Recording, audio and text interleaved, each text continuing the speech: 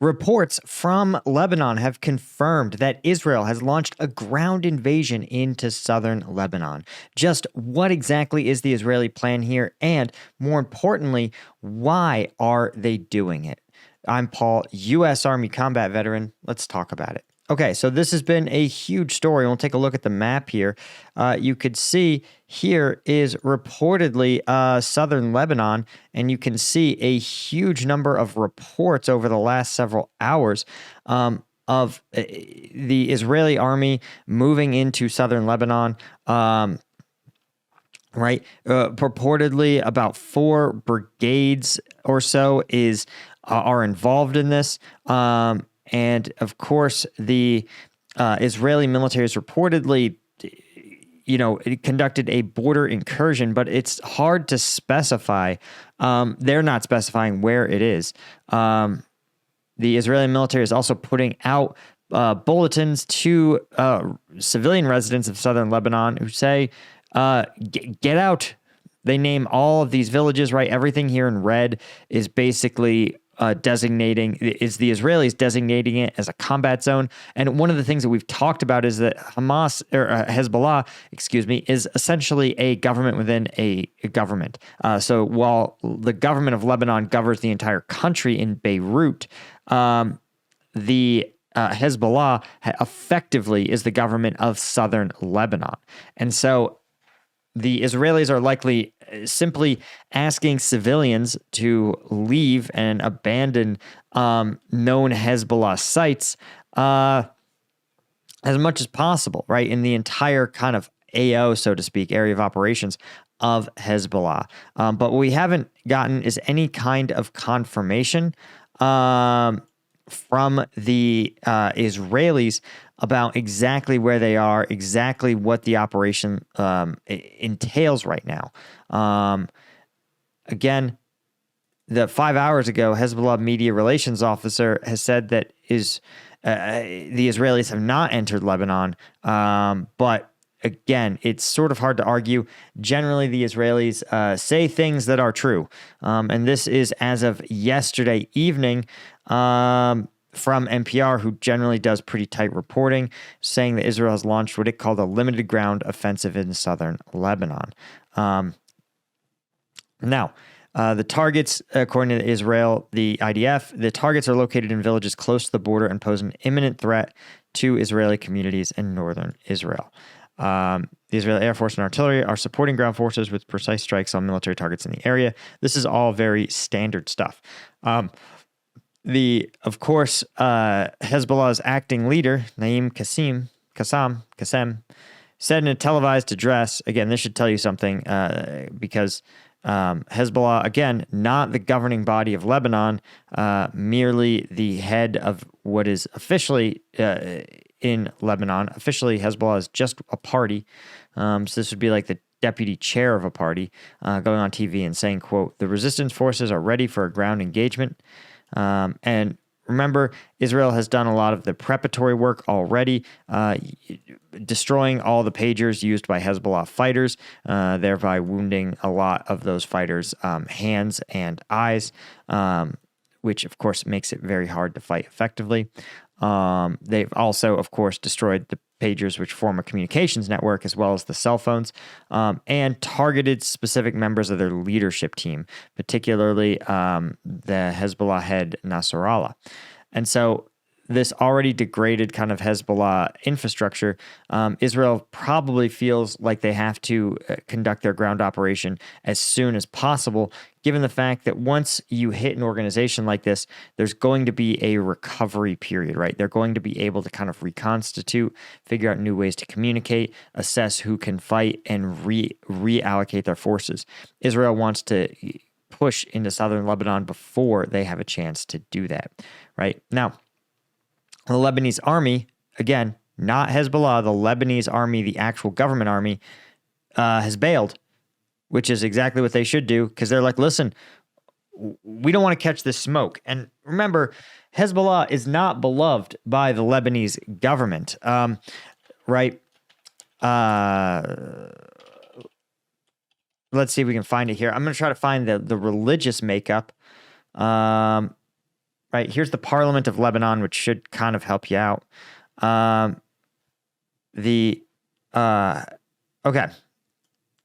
The last Lebanese civil war was between Christians and Muslims, with Christians having 6 seats in the parliament for every 5 seats representing Muslims. And that's roughly proportional to their size. So, again, that was the case in, you can see that there's about 64 Christians to about, for every, this is parliament seat. Yeah, you can see it's about 64.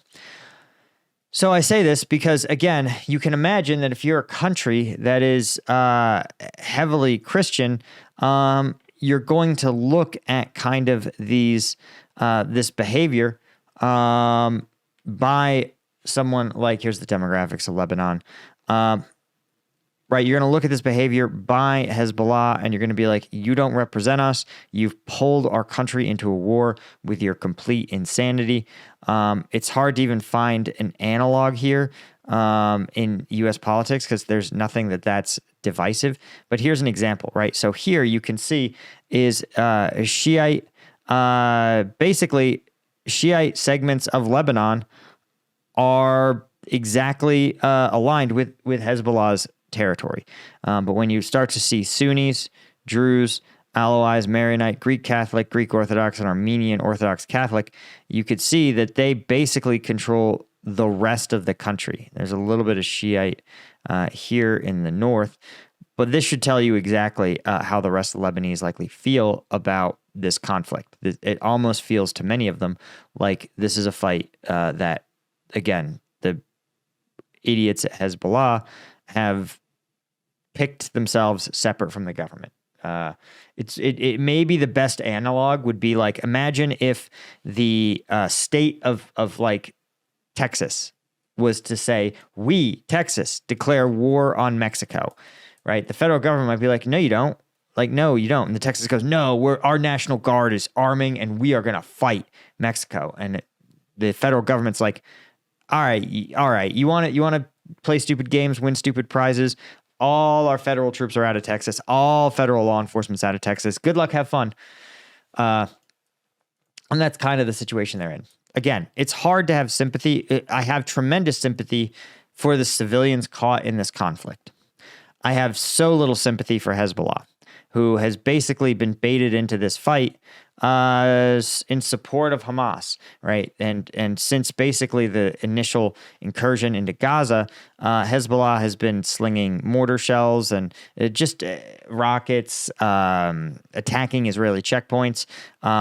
I'm sort of surprised it's taken this long for Israel to react. But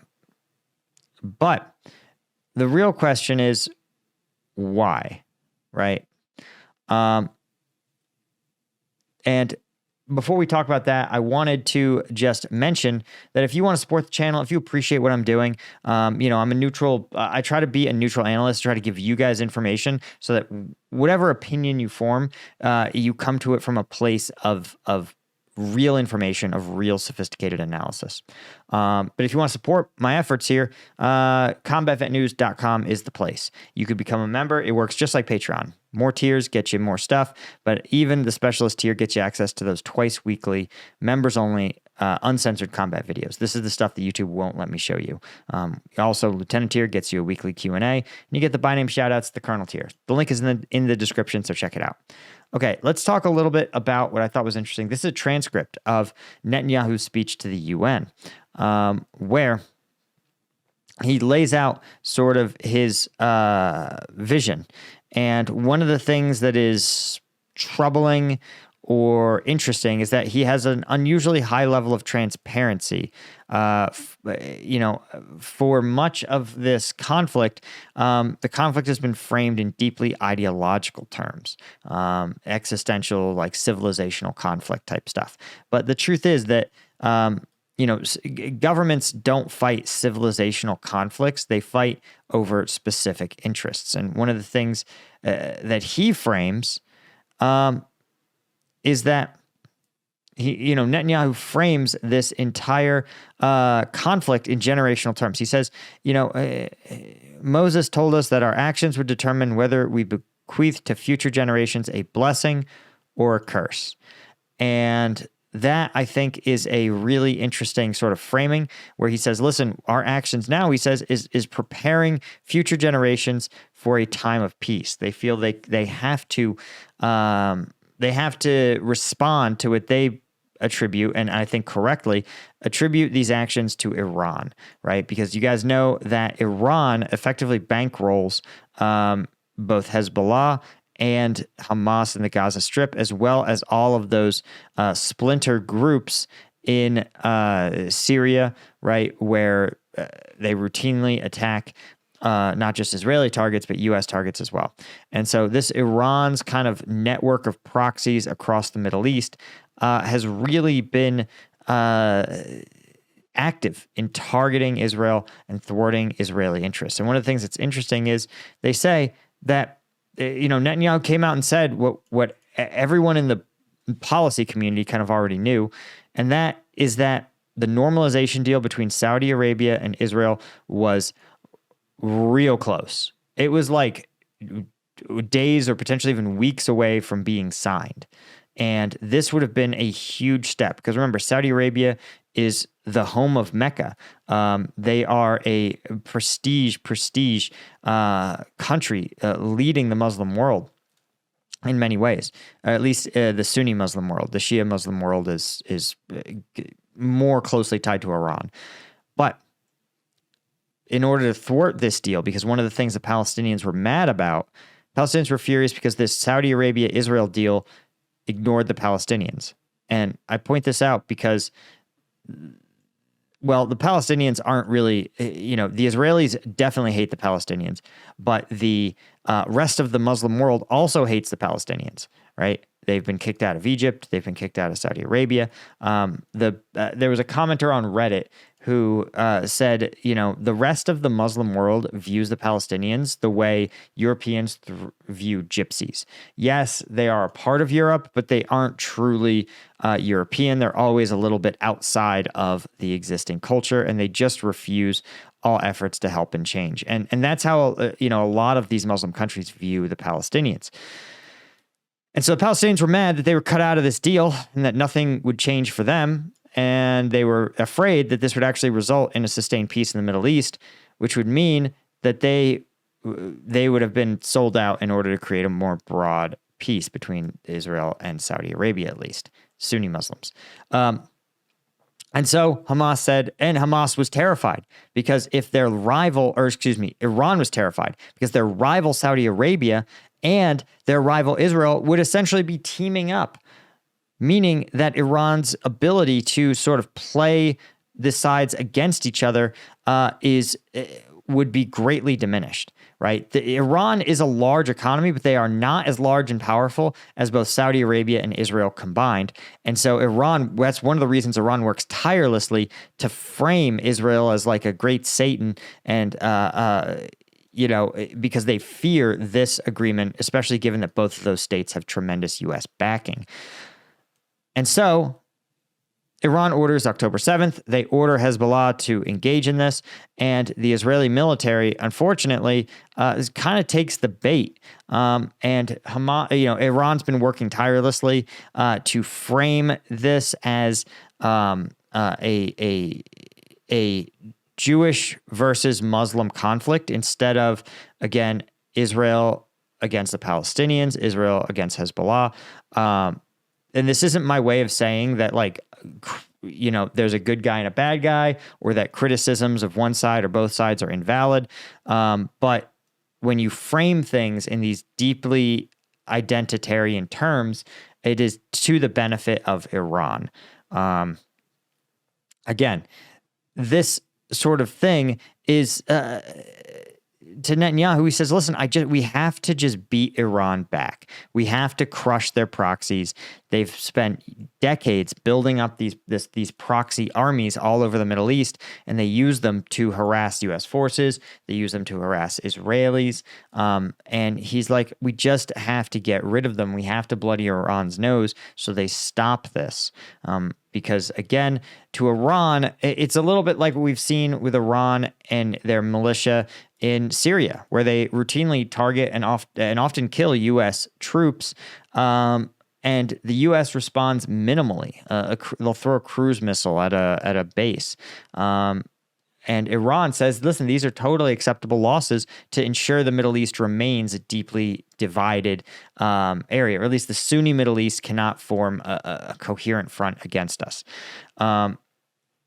Anyway, we're going to keep you guys updated as we learn more about this ground invasion. Hopefully you guys got some good context in it. Again, we're going to talk more about it as we learn more, but thanks to our Colonel tier members, Bill Collier, Ralph Colburn, Gaius Marning, Gina Cuesta, Chris Gorsuch, Fran Zacharias, L90, and Petra Tororu. I couldn't do this without you guys. Thanks to our Lieutenant tier members, and I'll see you guys in the next one. Cheers.